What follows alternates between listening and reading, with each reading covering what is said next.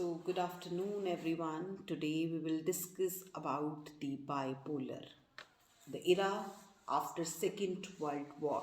We all know that after the Second World War, the European hegemony had almost come to an end in international politics. The European countries like Great Britain, France, Germany, Austria, Italy, Spain, Portugal, Sweden, etc., suffered great losses in the war, and as a result, there are a power vacuum in Europe.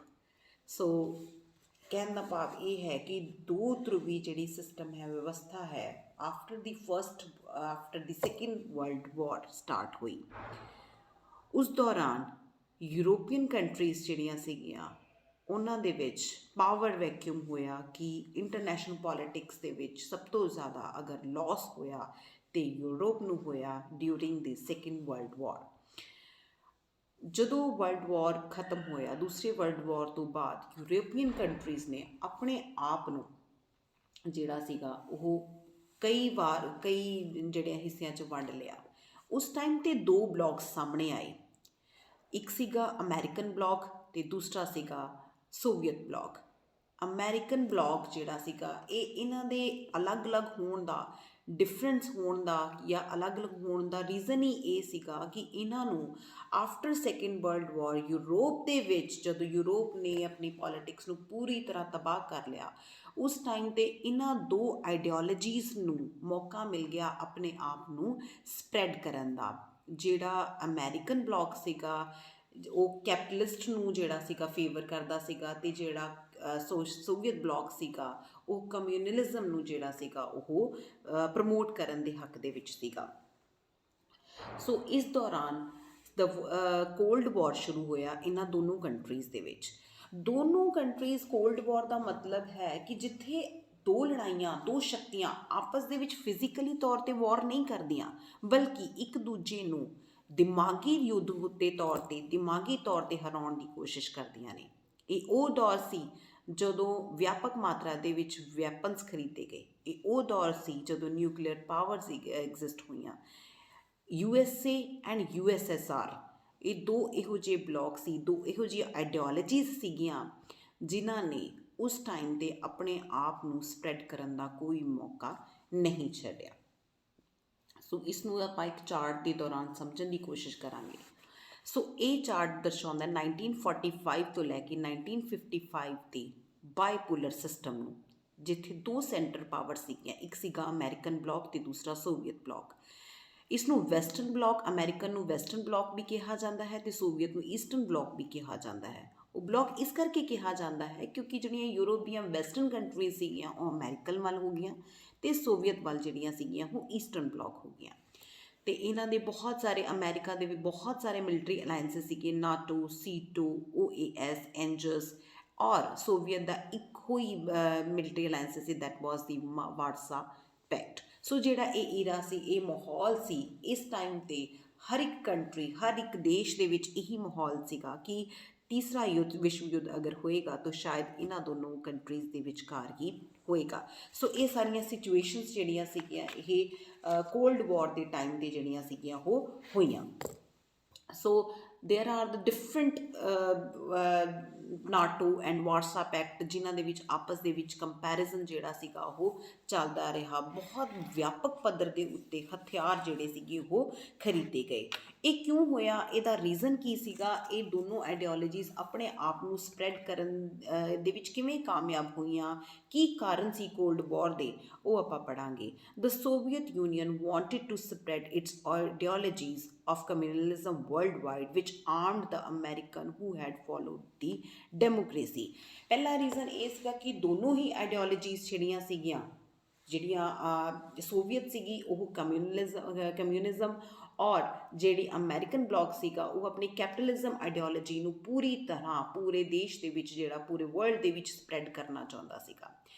And ਇਹ ਉਹ ਦੌਰ ਸੀਗਾ ਜਦੋਂ atomic weapons ਜਿਹੜੇ ਸੀਗੇ, ਜਿਹੜੇ American ਕਾਜ਼ਡ fear ਇਨ ਦ Soviet. ਸੋ ਇਹ ਉਹ ਦੌਰ ਸੀ ਜਦੋਂ ਦੋਨਾਂ ਨੇ ਵਿਆਪਕ ਮਾਤਰਾ ਦੇ ਵਿੱਚ ਵੈਪਨਸ, ਐਟੋਮਿਕ ਵੈਪਨਸ ਜਿਹੜੇ ਸੀਗੇ ਉਹ ਖਰੀਦਣੇ ਸ਼ੁਰੂ ਕੀਤੇ, ਔਰ ਦੋਨਾਂ ਨੂੰ ਇੱਕ ਦੂਜੇ ਤੋਂ ਖਤਰਾ ਸੀਗਾ ਕਿ ਅਗਰ ਅਸੀਂ ਆਪਣੇ ਆਪ ਨੂੰ ਉਸ ਦੇ ਮੁਕਾਬਲੇ this is the era of the balance of power, ਜਿੱਥੇ ਬੈਲੈਂਸ ਆਫ ਪਾਵਰਸ ਰਹੀਆਂ, then both country feared an attack from each other. ਦੋਨੋਂ ਹੀ ਜਿਹੜੀਆਂ ਕੰਟਰੀ ਸੀਗੀਆਂ, America and as well as the Soviet, ਦੋਨਾਂ ਨੂੰ ਹੀ ਜਿਹੜਾ ਸੀਗਾ ਇੱਕ ਦੂਜੇ ਤੋਂ ਡਰ ਸੀਗਾ, ਇੱਕ ਦੂਜੇ ਤੋਂ ਅਟੈਕ ਦਾ ਡਰ ਸੀਗਾ।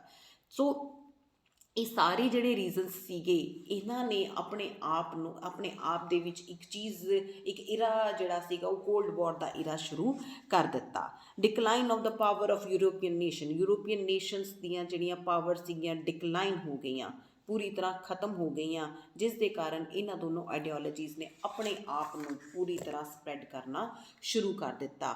ਯੂਰੋਪੀਅਨ ਕੰਟਰੀਜ਼ ਜਿਹੜੀਆਂ ਸੀਗੀਆਂ ਉਹਨਾਂ ਨੂੰ ਪੈਸੇ ਦੀ ਜ਼ਰੂਰਤ ਸੀਗੀ, ਜਿਹੜਾ ਸੀਗੇ ਇਕਨੋਮਿਕਲ ਮਦਦ ਦੀ ਜ਼ਰੂਰਤ ਸੀਗੀ, ਔਰ ਇਹਨਾਂ ਦੋਨੋਂ ਕੰਟਰੀਜ਼ ਨੇ ਵਿਆਪਕ ਮਾਤਰਾ ਦੇ ਵਿੱਚ ਉਸ ਦੌਰ ਦੇ ਵਿੱਚ ਜ਼ਿਆਦਾ ਤੋਂ ਜ਼ਿਆਦਾ ਜਿਹੜੀਆਂ ਸੀਗੀਆਂ ਉਹਨਾਂ ਦੀ ਇਕਨੋਮਿਕਲ ਹੈਲਪ ਕੀਤੀ, ਜਿਸ ਰਾਹੀਂ ਇਹ ਦੋਨੋਂ ਆਈਡੀਓਲੋਜੀਜ਼ ਆਪਣੇ ਆਪ ਨੂੰ ਸਪਰੈਡ ਕਰਨ ਦੇ ਵਿੱਚ ਪੂਰੀ ਤਰ੍ਹਾਂ ਕਾਮਯਾਬ ਰਹੀਆਂ।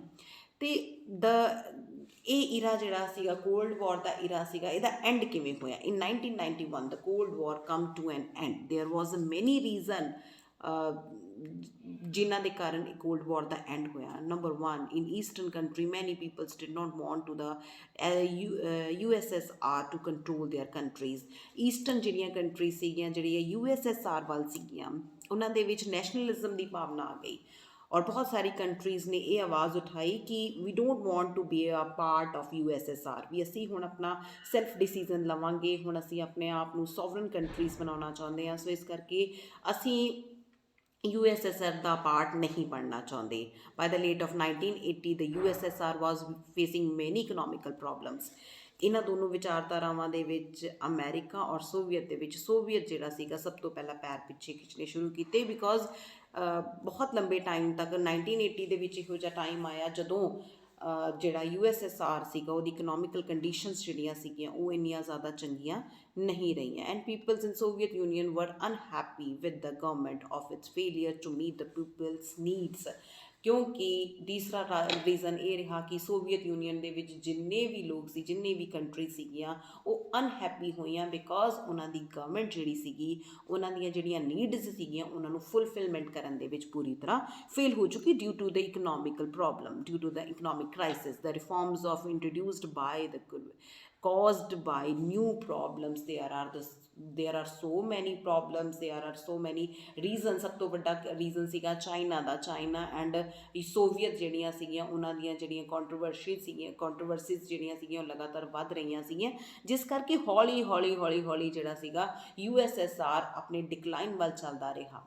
ਸੋ ਜਿਹੜੇ ਇਹ ਰੀਜ਼ਨ ਸੀਗੇ, ਜਿਹੜੇ ਇਹਨਾਂ ਦੇ ਰੀਜ਼ਨਸ ਕਰਕੇ ਸੋਵੀਅਤ ਯੂਨੀਅਨ ਆਪਣੇ ਆਪ ਹੀ ਪਿੱਛੇ ਹਟ ਗਿਆ। ਵਾਰਸਾ ਪੈਕਟ ਦੇ ਖਤਮ ਦੇ ਹੋਣ ਦੇ ਨਾਲ ਕੋਲਡ ਵਾਰ ਜਿਹੜਾ ਸੀਗਾ ਉਹ ਆਪਣੇ ਐਂਡ ਮੁਕਾਮ ਤੱਕ ਆਇਆ। ਸੋ this is the reason। and after what is the situation after the cold war? Post cold war era is period of the history that follows the end of cold war, which represent the history after the dissolutions of Soviet Union in December 1991। this is the period then how former Soviet Republican becomes a sovereign nation। ਜਿਹੜੀਆਂ Soviet ਦੀਆਂ ਜਿੰਨੀਆਂ ਵੀ countries ਸੀਗੀਆਂ ਉਹ ਸਾਰੀਆਂ ਹੀ ਪ੍ਰਭੂ ਸੱਤਾ ਸੰਪੰਨ countries ਬਣੀਆਂ, ਔਰ ਇਕਨੋਮਿਕ ਮਾਰਕੀਟ ਦੇ ਵਿੱਚ ਜਿਹੜੀਆਂ ਈਸਟਰਨ ਯੂਰਪ ਸੀਗਾ ਉਹ ਇਕਨੋਮਿਕ ਮਾਰਕੀਟ ਦੇ ਵਿੱਚ ਇੱਕ ਉੱਭਰ ਕੇ ਸਾਹਮਣੇ ਆਇਆ। So this is the PPT regarding the cold war ਔਰ the bipolar system. Thank you.